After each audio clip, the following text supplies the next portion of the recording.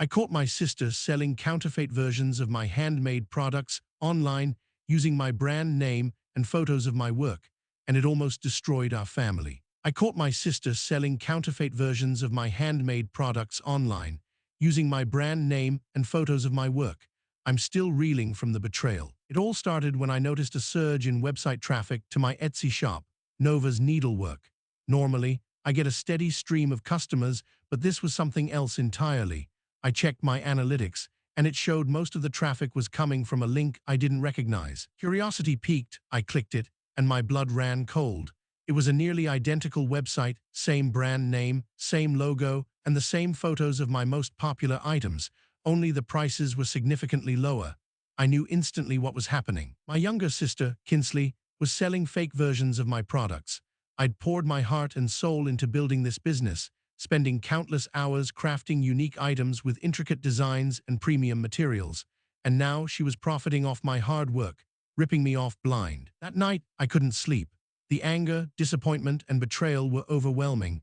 I scrolled through the website again, noticing subtle differences in quality in the product descriptions and the quality of the images. She was clearly cutting corners, sacrificing quality for profit. My frustration boiled over, and I had to do something about it, even if it damaged our relationship. Update 1. I confronted Kinsley the next day, presenting her with irrefutable evidence from her website. At first, she denied everything, stammering and making excuses. Then her facade crumbled. Tears streamed down her face as she confessed she was struggling financially, desperately needing money for some kind of emergency. She claimed she never intended to hurt me.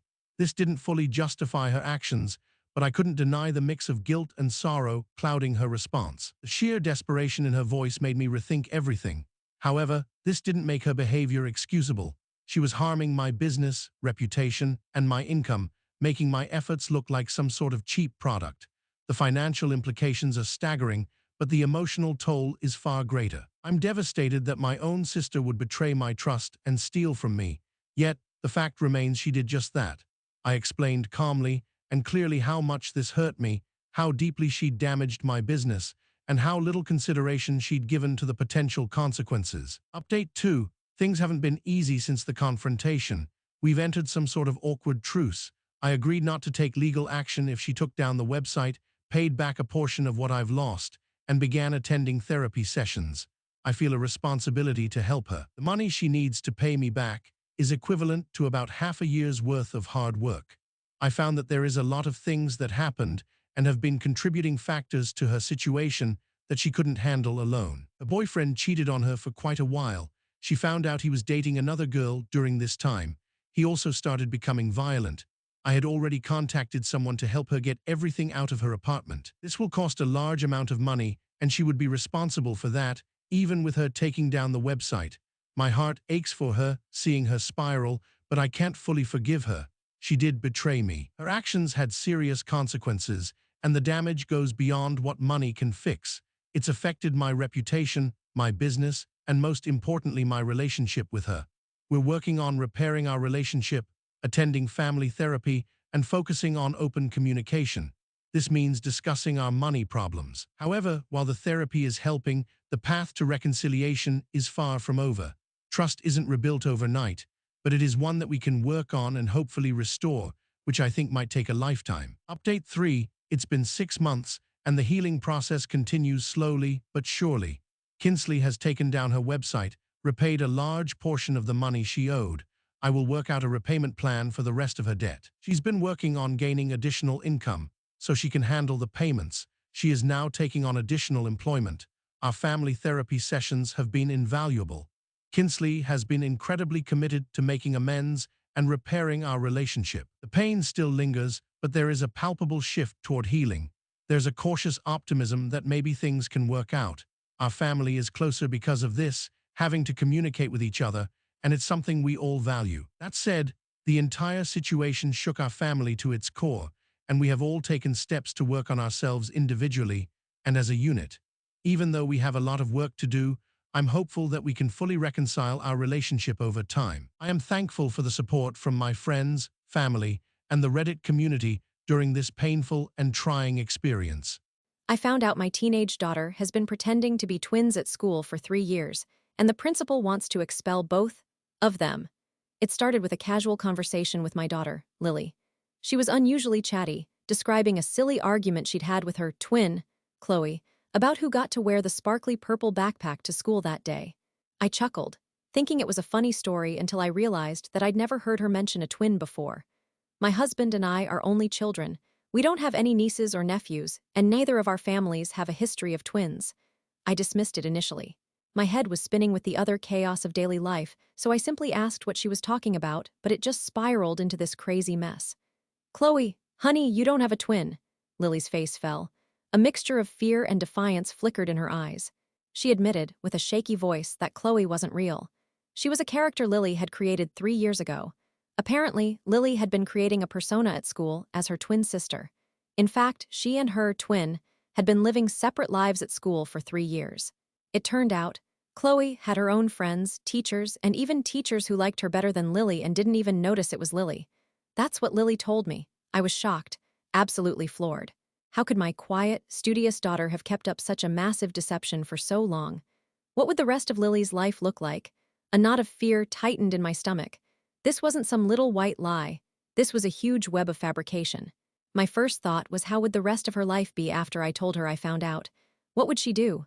What would school look like? What about other children's parents? How would the teachers explain it? What would this mean for Lily's future? Update 1. The school called this morning. The principal, a stern but fair woman named Mrs. Davison, wanted to discuss Lily and Chloe's situation. She explained that several teachers had noticed inconsistencies and a recent incident involving Chloe, and a fight where both Lily and Chloe had gotten into a fight at the same time where somehow both were in 2 separate places on school grounds, but the security camera only showed Lily's actions, and not Chloe's. Apparently, Chloe's story and claims did not match the facts of what happened that day. Apparently, Chloe was involved in multiple fights, yet Lily had a spotless disciplinary record. Mrs. Davison was incredibly understanding, though firm. She suggested expulsion, saying this level of deception couldn't be tolerated. It was a complete breach of school rules and created massive issues and conflicts on campus. I was both devastated and relieved. Devastated because the school wanted to expel Lily because it made her look like she didn't have a clear identity and she was manipulative. And relieved because, if my daughter is lying and deceiving everyone to get her way, expulsion might be better in the long run. The principal made it clear she would not tolerate the manipulative behavior. Expulsion was an extreme measure, but something needed to happen. Update 2. Lily and I spent the afternoon talking. It wasn't easy. Tears flowed on both sides. She explained that she felt incredibly inadequate compared to the other kids at school.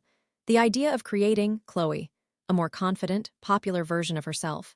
Chloe made better grades than her and seemed to live a perfect, carefree life. It was all a lie. Lily had constructed the alternate persona to fill this perceived void. The popularity, the friends, all of it were a product of her imagination, a desperate need to be better. This revelation broke my heart. My daughter didn't actually have all of that stuff. Lily didn't do anything wrong. She just felt like it was okay to create the persona of Chloe.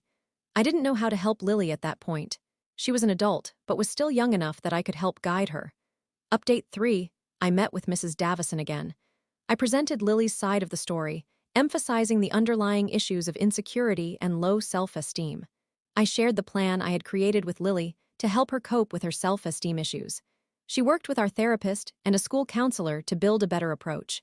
I explained to Lily's teachers about everything, and it seemed like she hadn't actually done anything that could be considered wrong, but we had to be cautious about her being expelled. I didn't want her future prospects to be damaged because of this. After a longer discussion with Mrs. Davison, we agreed on several recommendations, including attending weekly meetings with the guidance counselor and spending time with a therapist, among other things. Instead of expulsion, they agreed to place Lily in a more supportive learning environment, and it made it clear that the manipulative behavior couldn't be tolerated at all. She would need to take responsibility for her actions and acknowledge the issues she had been avoiding. Update 4. Therapy was difficult for Lily. She was initially resistant, angry that her lie had been discovered, but the psychologist was understanding and supportive. I went with Lily and they would talk without me there. She started to talk about her anxiety and what caused it. Slowly, she began opening up. It made things clearer for me, because there were things Lily had never told me before. Update 5. Lily started to make progress in therapy. She started to talk more openly about her anxieties, self-esteem issues, and why she felt the need to create a perfect alternate persona. She found new friends and interests in clubs and started getting more active. It made her easier to deal with, and it helped our family have more positive interactions. I'm glad that everything turned out in the end. It felt like I was not only guiding a young adult to becoming a more independent person, but also helping a child that had been abused as well and find out what had been hurting her. It turned out okay. It was incredibly difficult, but with her counselor and therapist, she was able to acknowledge her issues and solve them. It made me proud, and we started having more positive and constructive conversations. We talked more like adults to each other. I think this is something I should have done much earlier, but I'm glad I was able to have the help I needed. Update 6. It's been 6 months since the incident. Lily is doing much better. She's more confident, her grades are up, and she's made some genuine friends. The Chloe persona is gone. It simply faded away as she gained self-acceptance. It changed our family dynamics and made us a lot closer as a family. We are a stronger family now, and we will remain close for life. My sister demanded I sell my house to help pay for her daughter's wedding, claiming it's unfair that I have extra property while she struggles. My sister demanded I sell my house to help pay for her daughter's wedding, claiming it's unfair that I have extra property while she struggles. It all started with a simple request that quickly escalated into a full-blown family feud. I own a small house, a cozy little place I bought a few years ago as an investment property, never intending to live in it permanently. My sister Gracie, on the other hand, has always struggled financially, always on the brink of a financial meltdown. She recently became engaged and is throwing a lavish wedding well beyond her means. I'm not against helping her, but she needs to be reasonable. Her initial text was almost apologetic. Hey, I know this is a big ask, but could you possibly help out with the wedding costs? Things are really tight, and it would mean the world to me. I responded, offering a smaller sum of money, something I felt comfortable with given my own financial circumstances. Her response was an explosion of anger, accusations of jealousy, and a demand for far more. That's not enough. You have an extra property. You could sell it. Would make my daughter's wedding so much more magical. You know, I always supported you when you were starting out. Her tone was accusatory, as if I was being selfish by not sacrificing my investments for her daughter's dream wedding. Update. When I tried reasoning with Gracie, explaining my financial constraints and the implications of selling my property, she just wouldn't listen. Her daughter Brooke joined in, amplifying her mother's demands, fueling the flames of the conflict with insults and accusations that I was somehow ruining their happiness. Their tone shifted from being apologetic to being entitled, and frankly, I was starting to feel really alone in this situation. I never expected things to become this ugly. It went beyond just the money. It became a symbol of resentment over the past, over my perceived success, and her lack of it. I explained to her my plans for the future with the property, how I intended to sell it down the line and use the profits for my future and the financial security of my family. But that argument fell on deaf ears. Her claims of me having extra property ignored the fact that it's tied up in investment for my future and to use it to fund a wedding felt wrong. It didn't feel fair that I was somehow expected to mortgage my own future for a wedding. Update 2. The argument continued, involving my parents, who sided with Gracie and Brooke, blaming me for being unwilling to support my family even after explaining that supporting them meant something different to me rather than just handing over a large sum of money for a lavish party. My parents even seemed to agree with Brooke's reasoning that a wedding was far more important than my own long-term financial planning. I felt helpless, trapped between my sister's demands, my parents' expectations, and my sense of what felt morally right. I have considered selling the property, and I could do it if I felt this was something reasonable and fair, but I can't rationalize it for a party of this extravagance. I do plan to support my sister, but I need her to see my side too. I considered offering a compromise, a smaller amount than I already offered, combined with the possibility of a portion of my inheritance upon my parents passing. This felt like the last straw, because I had to explain this was my own financial security, as I'm still working on my own financial security as well. I'm unsure how my sister will react. I am genuinely trying to avoid a complete family fracture.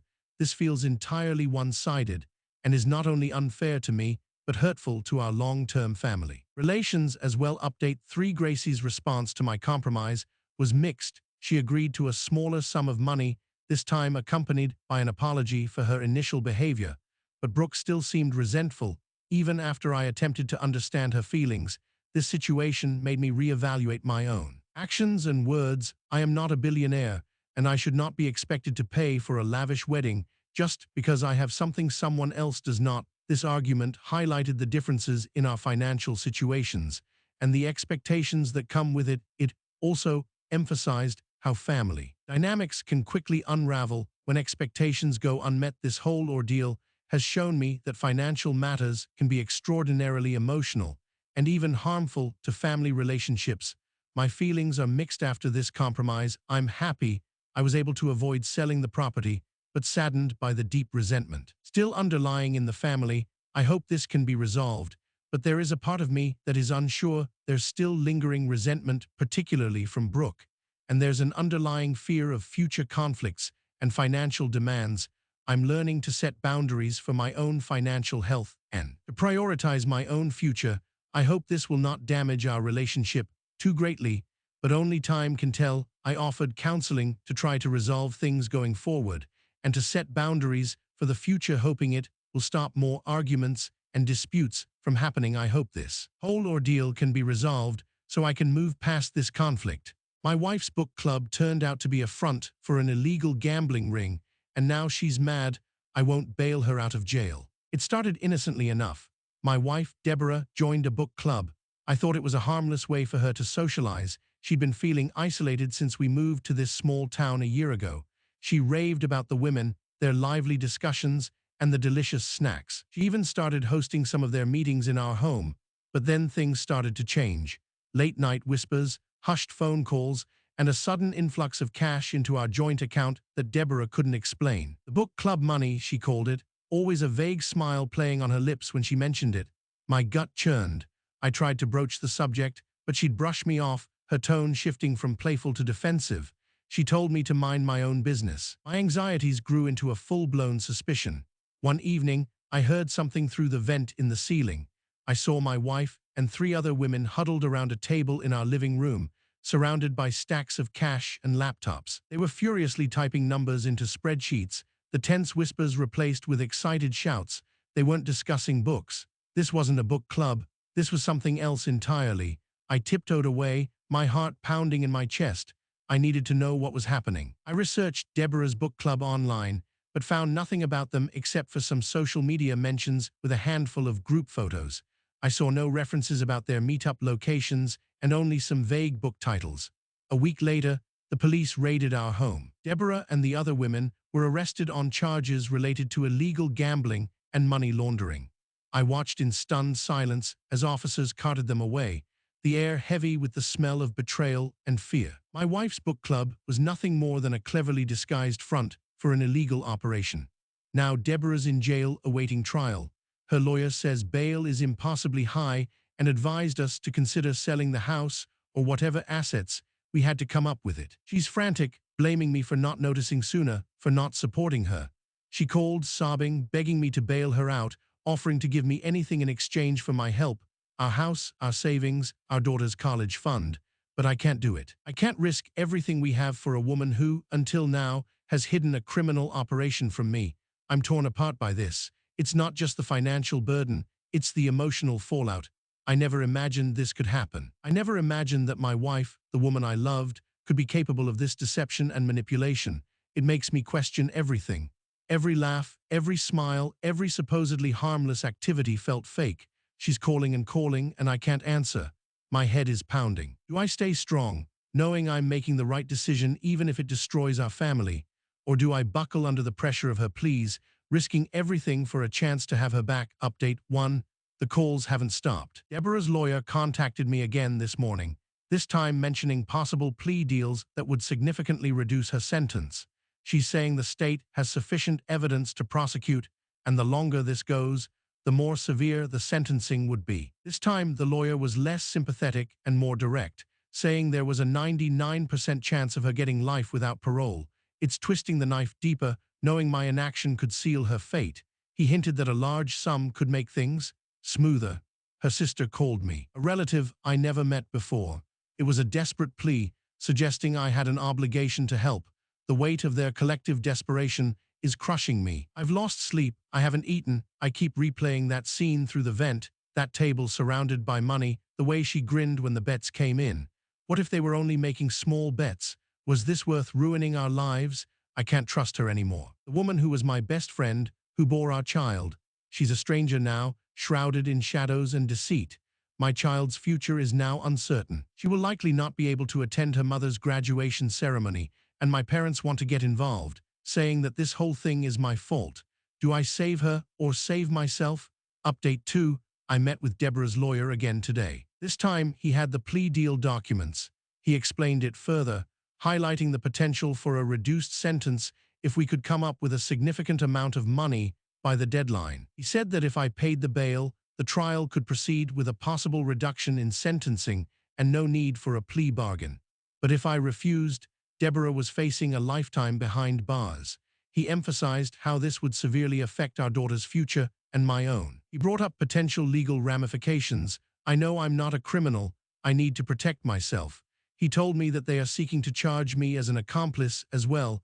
My heart is splitting. He kept reiterating that the plea was not a sign of guilt, but that it was a matter of strategy and to secure my own safety and position, and that she might be telling the truth about her involvement in the book club and not even knowing the extent of the scheme.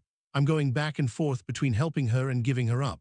Does my love for her trump the realities of her actions and the jeopardy my inaction puts me in? Do I risk everything to get her out of jail and face the trial, which has a great chance of her not getting a guilty sentence? Or do I let the legal system run its course, allowing Deborah to bear the consequences of her actions? I can barely breathe. Update 3. The deadline is looming. Deborah's calls have become more desperate, more frantic. She's not blaming me anymore. She's pleading with me to understand that it's the only way for all of us to remain a family. It's making it almost impossible not to give her what she wants. But my parents are on my side, saying that I did not commit any crimes, and my in-laws, who I barely met, agreed. They are encouraging me to pursue my own life and not be dragged down by her decisions. My parents and my in-laws were completely on my side, and my lawyer was adamant about not getting involved in this illegal act. My daughter was now being raised with my parents and sister. I still visited her every weekend, but Deborah is going to jail. There is nothing else I can do. The decision has been made for me. I'm worn down, depleted. But for once, I feel a sense of clarity. A decision made in the cold light of reality, where the fear is overtaken by a hard acceptance of where I stand. This is a resolution, an ending, but also a beginning. It won't be easy, but I'll build something solid from the ashes of this shattered trust, and my daughter will know her father is someone she can depend on. The finality is painful, but it's a kind of freedom too.